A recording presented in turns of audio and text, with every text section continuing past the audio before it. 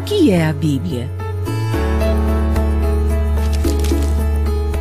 Livro sagrado, livro divino, livro santo.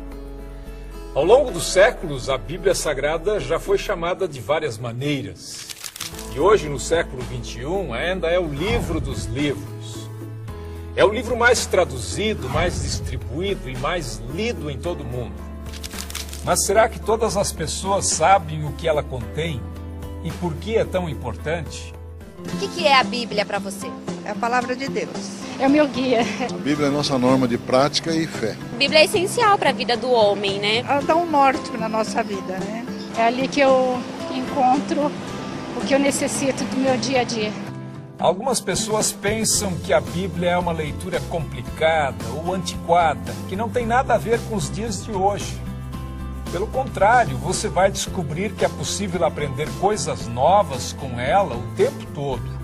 São coisas que têm a ver com o nosso dia a dia, para cuidar melhor do mundo e das pessoas que vivem nele. Quer embarcar com a gente nessa viagem? Qual a origem da palavra Bíblia? A palavra Bíblia vem do grego biblia, que significa livros. É daí que vem também a palavra biblioteca, usada para designar um conjunto de livros. E por que ela é chamada Bíblia Sagrada?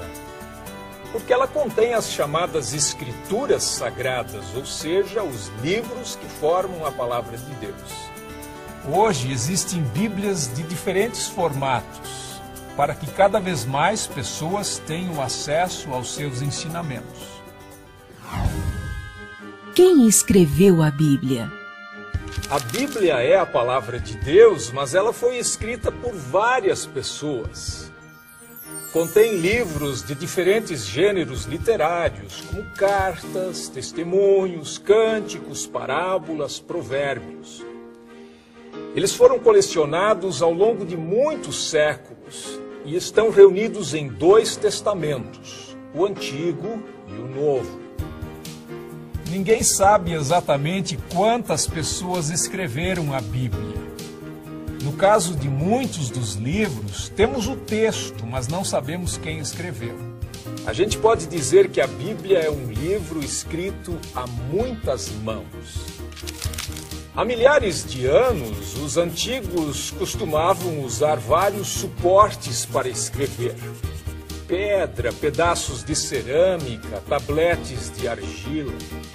Os primeiros livros foram escritos em rolos de couro tratado, conhecido como pergaminho, ou em papiro, um tipo de papel feito de fibras vegetais prensadas. As canetas eram uma espécie de canudo com ponta, e a tinta era feita com uma mistura de ingredientes que muitas vezes incluía fuligem. Para conservar os rolos, eles eram mantidos dentro de vasos de cerâmica. Em que língua foi escrita a Bíblia? A Bíblia começou a ser escrita por pessoas que viviam na região que hoje chamamos de Oriente Médio. O Novo Testamento, que é a parte final da Bíblia, foi escrito em diferentes regiões do Império Romano. Como isso envolve um longo período de tempo, a Bíblia acabou sendo escrita em 3 línguas: hebraico, o aramaico e o grego. A maior parte do Antigo Testamento foi escrita em hebraico antigo, que era a língua falada pelo povo hebreu daquele tempo, e que serviu também de base para o hebraico moderno, que é falado hoje no Estado de Israel. O hebraico é um idioma no qual, ao contrário do português, escrevemos e lemos os textos da direita para a esquerda. Alguns séculos antes de Jesus, o hebraico foi substituído pelo aramaico, que foi falado por centenas de anos. Alguns trechos do Antigo Testamento, como partes do livro de Daniel, foram escritos em aramaico. Já o Novo Testamento foi escrito em diferentes regiões do Império Romano. Os cristãos o escreveram em grego koiné, que significa grego comum ou grego simples, que era a língua internacional daquele tempo. O grego era usado no contato entre as pessoas de diferentes culturas e compreendido em todo o Império Romano. O que são o Antigo e o Novo Testamentos? A primeira parte da Bíblia, chamada pelos cristãos de Antigo Testamento, é a Bíblia hebraica, o livro sagrado do povo judeu. O Antigo Testamento reúne livros que foram escritos ao longo de vários séculos, no período antes de Cristo. Eles foram sendo colecionados aos poucos e esta parte da Bíblia já estava pronta quando Jesus Cristo nasceu. O Antigo Testamento é composto por vários grupos de livros que contêm desde o Gênesis, que fala do surgimento do mundo, do Jardim do Éden e Adão e Eva, até crônicas históricas sobre a saga do povo hebreu. Traz também salmos, provérbios, cânticos e as palavras dos profetas. A palavra testamento significa acordo, promessa ou aliança. E o Antigo Testamento menciona 3 importantes alianças de Deus com a humanidade. A aliança com Noé, simbolizada pelo arco-íris, quando Deus prometeu que nunca mais enviaria outro dilúvio para destruir a terra. A aliança com Abraão, em que Deus prometeu fazer dele o pai de uma grande nação abençoada, com mais descendentes que as estrelas do céu.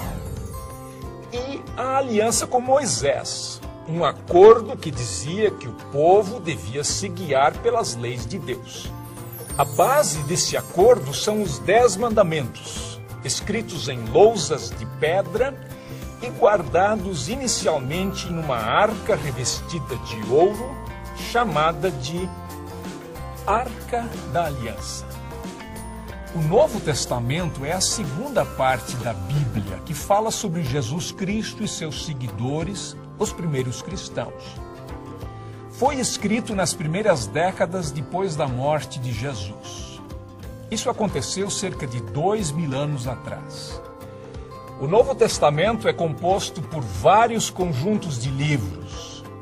Os 4 evangelhos, que contam a história da vida, morte e ressurreição de Jesus. Atos dos Apóstolos, que conta a história do início da igreja cristã, com destaque para a atividade dos apóstolos Pedro e Paulo. As cartas ou epístolas escritas por Paulo e outros apóstolos, nas quais aparecem ensinamentos e palavras de encorajamento aos novos cristãos.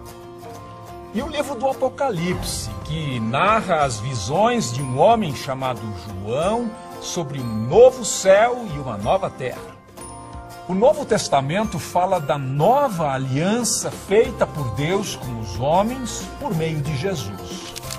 Ao instituir a Santa Ceia, Jesus abençoou o cálice e disse: "Este cálice é a nova aliança feita por Deus com o seu povo, aliança que é garantida pelo meu sangue derramado em favor de vocês."